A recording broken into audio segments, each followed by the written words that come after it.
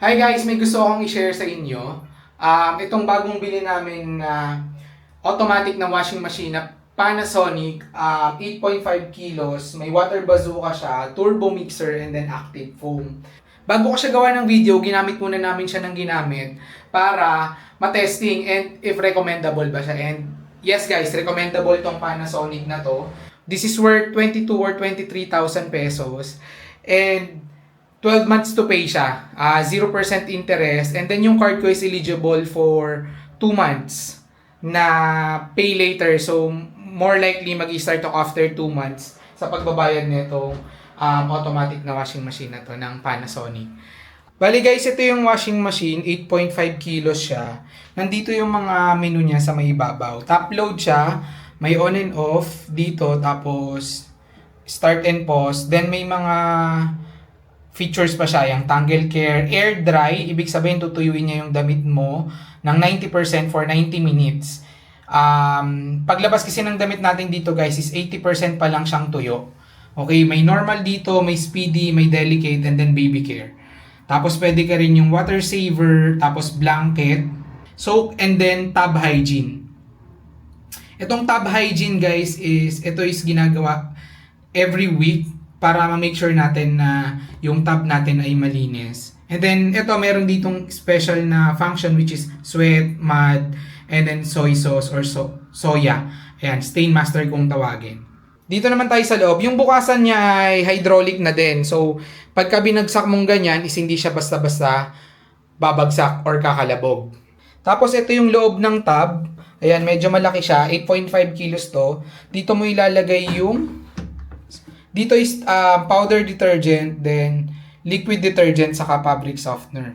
Ngayon, meron pa siya dito isa is nakalagay dito ay detergent bleach ditong side na to. Dito pala is makikita mo to, ito yung isang importanteng part pagka in-install nyo yung washing machine. Kasi dito, ibig sabihin, dapat yung bula na yan or yung bilog is nandun sa may loob ng black na bilog. Para ibig sabihin, pantay siya. Related to that is itong washing machine na to, dito sa may bandang paa, ayan, kung makikita nyo yan, nakalagay dyan, adjustable leg. Ngayon, adjustable leg, pero one side lang or isang leg lang yung adjustable. Para ma-adjust mo yan, kailangan mong iikot itong malaki na to, pakanan, papunta doon. And, depende kung gaano kataas yung gusto mong i-adjust. Ito, tulad sa amin, naka-adjust siya ng ganyang kataas. Isasagad mo lang pakanan. Ngayon, pagka satisfied ka na doon sa may pag-adjust mo nung taas, ikakaliwa mo siya, babalik yan ito eh. So, ikakaliwa mo siya, turn left mo lang, babalik yan dito, tapos may magkiklik dyan na lock pag nasa taas na, ibig sabihin, lock na yon. Ito guys, adjustable tong nasa baba. One leg lang yung adjustable, hindi lahat ng legs, so isa lang siya. Tapos guys, yung saksakan niya pala is ganyan. So sabi sa amin nung ahente, wag daw namin itong tatanggalin kasi possible ma-void yung warranty dahil ito daw ay ground. So bumili na lang kami ng adapter tulad nito para isaksak natin dun sa may switch. And then guys, yung water source niya is dito kami medyo nahirapan lang ng konti dahil malakas yung pressure ng tubig namin and pangit tong faucet namin. So sinisira niya yung mga thread nung mga binibili namin ganito. Ayan, tulad nito, medyo tumutulo yan pagka binuksan. Pero, gagawa ako ng paraan yan. Bibili ako ng panibagong faucet and then bibili ako ng panibagong ganito para masolusyonan yan, yung tumutulo. And ayun lang guys, ngayon maglalaban na tayo. Magsasalang tayo ng mga 15 na damit or kahit mga 10 lang. Ite-testing natin siya. Very quick lang to, very easy lang siyang gamitin. So guys, kapag salang na tayo ng damit, konti lang nilagay natin. Ngayon maglalagay naman tayo ng liquid detergent dito. Depende kung kaano natin gusto karami ilagay. So ayan, ang ganda nung ano niya dahil may paikot effect pa. Pero I think yan yung turbo mixer, which is minimix niya yung liquid detergent para mas bumula siya. Depende kung kaano karami nyo gustong ilagay, pero ito is yung maximum niya. Okay, kuha muna tayo ng fabric softener. Ayun, nabuksan ko na yung fabric softener ay lumabas kanina. Maglalagay naman tayo dito sa may bandang kanan. Depende kung gaano karami nyo rin gustong ilagay, pero yun din yung max niya, parehas lang dun sa kanina. So, ganyan lang karami ilalagay natin. Nakapaglagay na tayo ng liquid detergent saka fabric softener, hindi na tayo maglalagay ng powder dahil meron tayong liquid detergent. So, sarado lang natin siya. Ayan. Tapos, i-close lang natin kasi hindi yan gagana kapag ito ay nakabukas. So, dapat naka-close siya. Then, very easy lang to gamitin, guys. Huwag nyo kalimutan i-turn on yung tubig. Ayan. Tapos, click nyo lang tong power on. Ayan. So, tutunog siya ng ganyan. Pagka tumunog siyang ganyan, pwede kasing by default, yung gagamitin nyo. Ibig ko sabihin, ito, pagka-click nyo on, default na yan. Pero pwede nyo ring i-edit or ibig ko sabihin, depende sa preference ninyo. Tulad sa akin, normal lang yung lalaban ko. Gusto ko lang siya, kunwari sweat, dahil yung mga damit natin ay may pawis dahil sa exercise, pwede natin pindutin yung sweat. Tapos the rest is normal na, wala ka nang ibang pipindutin dyan, depende na lang kung gusto mo ng iba pang preset. Like, kunwari, gusto mo mas maraming wash, or kaya yung rinse mas matagal, yung spin mas matagal, and then yung water level mas mataas. Okay? May child lock din to. So, ipipress lang daw ng 5 seconds yung dito na part para para mag-child lock siya. Ngayon, wala na tayong i-edit dyan, guys. Try na natin siyang i-operate. Okay? Pindutin lang natin yung start. Ayan. Pagka pinindot mo yung start, tingin ko tinitimbang niya muna yan eh, yung part na yan. Tapos, saka siya ngayon magbubuhos ng tubig. Ayan, so nakalagay dito, yung ano natin is 33 minutes only. 53 minutes daw.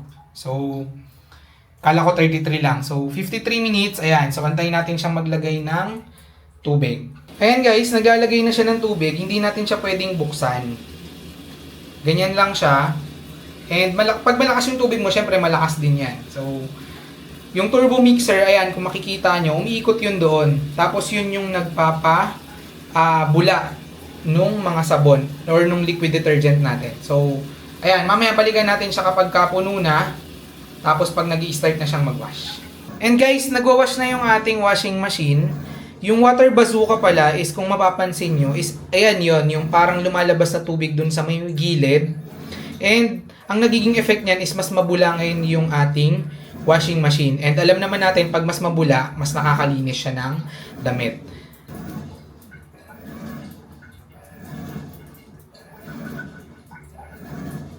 So guys, habang inaantay natin yung washing machine, kain muna tayo. Ang ulam ko nga pala ay kare-kare. Kare-kare tuloy. Ano pala to? May nagpapaluto kasi sa akin ng kare-kare doon sa Facebook page ko. Kaya naalala ko kare-kare. Hayaan mo Roger, lulutuin ko yung kare-kare. Hanap lang ako ng oras. So, ang pagkain pala natin ay kaldereta. Kaldereta ba to? Basta buto-buto. Kaldereta or apritada. Magkakaparehas kasi sila ng kulay. Pero ayan, apritada or kalderetang buto-buto to. Niluto ni Mrs. kanina bago siya pumasok. So, kagandahan lang kapag meron kang automatic na washing machine, pwede mong pagsabay-sabayin yung mga gusto mong gawin. So, hindi ka na kasi magkukusot, hindi ka rin magta-transfer from one tab to another tab. Tulad ko, and gusto ko nang kumain habang nag-ano ng washing machine din. Pwede ako maghugas, pwede ako maglinis ng bahay kahit hindi ko naman ginagawa. Pero normally ginagawa yan ni Mrs. yung paglilinis ng bahay. Sobrang sipag ni Mrs. So ayan, tara guys, kain tayo habang inaantay natin yung washing machine natin. Guys, dagdag ko lang pala doon sa sinasabi ko kanina tungkol sa credit card habang kumakain ako. Kagandahan lang, pagka bumili ka ng appliances, gamit yung credit card mo. Unang-una, pwede mong i-delay yung paggastos ng pera mo. Then, pwede mo siyang gamitin sa iba pang mga importanteng bagay. Like, kunwari, gusto mo mag-start ng negosyo. Kasi, kunwari, yung sa situation namin, 12 months namin yan babayaran. And then, 0% interest siya. More likely, same lang yung amount ng pera, walang interest. Okay? Tapos, makukuha mo pa yung appliances na gusto mo. And then, yung pera na yon, pwede mong paikutin pa yun sa negosyo mo. Yun yung kinagandahan. Pangalawa, tulad nung card ko, eligible siya for 2 months sa pay later. So, pwede mo siyang bayaran. Pwede ka mag-start magbayad after 2 months. Then, pangatlo, since meron akong SM Advantage card, may points pa yon. Okay? And then, lastly is, yung card mo, if meron ka pang cashback or points, yung points na yun, guys, magagamit mo pa yun. Para bili ka ng mga iba pang mga gamit by using points or services na in-offer ng credit card mo. So, ayun, pag-isipan nyo guys, kung bibili kayo ng mga appliances nyo, pwede nyo siyang padaanin sa credit card kaysa i-direct cash nyo pa. Kasi pwede kayong magkaroon ng mga cashbacks, points, and discounts. Pwede din, lalo na kung may discount yung credit card na nag-offer. Or may in-offer na discount yung credit card mo. So, ayan, advice ko lang yun sa inyo pagka bibili kayo ng appliances, gadgets, basta mga malalaking purchase, daan nyo na lang sa credit card. Tapos kung gusto nyo naman siya i-cash, idaan nyo lang sa credit card. Tapos pagka dumating yung billing nyo, bayaran nyo na agad siya. Guys, walang masamang gamitin yung credit card nyo. Ang masama lang guys, ginagamit nyo siya pero hindi kayo nagbabayad. Isa sa function nitong washing machine na to ay time to time, nagre-reweigh siya, tapos nagdadagdag siya ng tubig doon. Hindi ko lang alam kung para saan yun, pero para sa akin is, mas maganda na yun. Dahil mas maraming tubig, okay, enough yun, para yung wash niya is mas maganda. So, sobrang intelligent na itong washing machine na to. The best to. And guys, nasa rinse na tayo, 31 minutes left. So, ang ginagawa sa rinse is, ayun nga, una muna dinedrain niya yung tubig, then nire-refill niya. Yan yung gagamitin niya pang rinse. Balikan natin siya mamaya kapag katapos na siyang mag-refill ng tubig, okay? Okay guys, after niya mag-refill ng tubig is, ayan, ganyan siya kalakas mag-rinse. May kita nyo may water bazooka pa din, naglalabas pa rin siya ng tubig. Ang water bazooka niya pala isa, dalawa, I think tatlo yung water bazooka niya. Nakakatulong yan guys para mas malinis yung mga damit. And guys, tulad niya, nagdadagdag na naman siya ng tubig. Siguro para ma-make sure niya na talagang banlaw na banlaw yung mga damit. After niyan guys, sa kanya ilalabas yung liquid detergent tuloy, sorry. Or ng fabric conditioner, okay? Ayan, lakas oh. Tingnan nyo.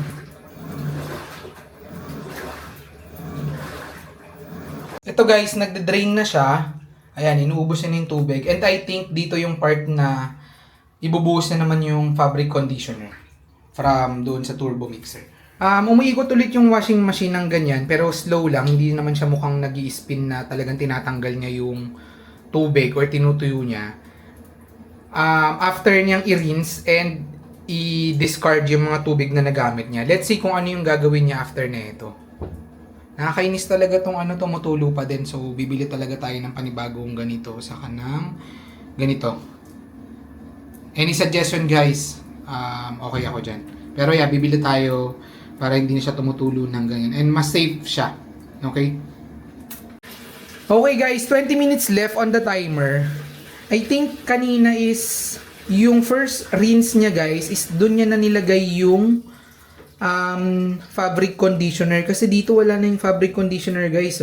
So more likely dun sa unang rinse niya nilagay na yung fabric conditioner. And this time is nire-rinse niya na talaga para kanya ng banlawan or tuyuin yung damit. Pero let's wait kung ano yung gagawin niya dito. Ay, naglalagay lang siya ulit ng tubig guys. So more likely ngayon, andun na yon, tingin ko yun na yung kanina, yung fabric conditioner na stage. Tapos ngayon, yung fully rinse niya na, tapos sa kanya i-spin. So yeah, balikan natin siya pagka i-spin niya na yung damit, tutuyuin niya na. And I think that's the last stage. Balikan natin si Panasonic washing machine guys. Kasi tingin ko ngayon ginagawa niya na is dinidrain niya na lahat ng tubig and at the same time ini-spin niya. Ayan guys. So kung makikita nyo guys, 14 minutes left sa timer. Nasa spin stage na siya. Oh, nag-auto tab clean din siya. So kiniklean din niya yung tab. Ang galing. Diyan, mini-make sure niya na malinis yung tab para sa mga susunod nyong labas, hindi siya marumi and hindi rin siya mabaho, for sure. So ayan, ganyan siya guys, sinasabay niya pala sa spin yung auto tab clean. So more likely, umiikot siya, tapos sa kanya dinidrain yung tubig. So guys, I think at this point is hindi na natin kailangan ng tubig. Kaya iti-turn off na natin tong water since tumutulo siya, sayang eh. Ayan, so we only have like 6 minutes left and nag-i-spin na lang siya para i-dry. Ito pala guys, may pressure to yung tubig, yung hose. May pressure yan kahit naka-off na siya. Ayan Kaya wag na wag nyo basta-basta buksan. Ayan matigas siya guys. May pressure yung hose pagka inopen mo yung tubig. Ayan So nagkakaroon siya ng pressure. Ingat lang kayo dyan. Ayan tigas. So wait na lang natin to guys matuyo or mag-spin. Then, mamaya hanguin na natin siya. Papakita ko sa inyo kung gaano siya ka-dry. So guys, mukhang tapos na yung paglalaba natin dahil may narinig tayo na tit, tit, tit, mga 3 or 5 na tit. Sobrang lakas niya. Hindi ko lang naparinig sa inyo dahil may ginagawa ako. Pero ngayon, tapos na siya maglaba guys. Ayan, naka-turn off na yung washing machine. Wait, pakita ko sa inyo. Ayan guys, so isang feature niya is automatic siyang nagta-turn off yung washing machine pagkatapos na yung labahan mo. Ngayon guys, try naman natin siyang buksan. Ayan, so kung makikita ninyo, ayan yung loob, lahat ng damit nasa gilid. And try natin mag-grab ng damit. Ayan guys, so yung tuyo niya is ganyan lang. I think this is 70 or 80% na tuyo. Hindi talaga siya tuyong-tuyo kasi hindi naman to hot dry. Parang air dry lang siya, ni-spin lang niya. And ayan, mabango naman yung damit. Bango. Amoy talaga nung fabric conditioner. So, tanggal talaga yung mga sweat and other impurities na nandiyo. Impurities! Pero yun, tanggal na siya guys. Amoy natin. And mabango siya, mabango. Tanggal na yung mga sweat niya and yung other impurities. Impurities ang putek. Pero ayun, amoy siya nung Fabcon. And kaya ang ganda lang nitong washing machine na to, and try nyo i-consider itong Panasonic na inverter. Guys, nga pala inverter to Try nyo i-consider itong automatic na washing machine ng Panasonic pagka bibili kayo ng washing machine na automatic. Hindi siya budget friendly guys kasi more than 20,000 siya. Pero I think sobrang sulit niya. So hindi na kayo dito magsisisi pagka binili nyo. Like us, mga 1 to 2 weeks pa lang namin ito ginagamit guys and hindi kami nagsisisi. Yung mga damit is, ayan, malinis na siya, medyo tuyo na, ano pa ba? Mabango, yan. So, like sa amin guys, madalas kaming mag-exercise ni Mrs. Tumakbo o kaya mag-badminton, ganyan. So, bagay na bagay ito sa inyo. And, yeah, tignan nyo ulit yung washing machine na to and consider nyo na lang siya pagka bumili kayo. Ayan. And ayun guys, isasampay ko na lang muna lahat to. Huwag nyo na muna tignan yung mga damit. Mga pambahay namin yan. Sampay ko na lang muna to. And yeah, see you ulit sa my next video or next vlog natin. Okay? And yun nga guys, thank you so much for paglalaba with me. Yay!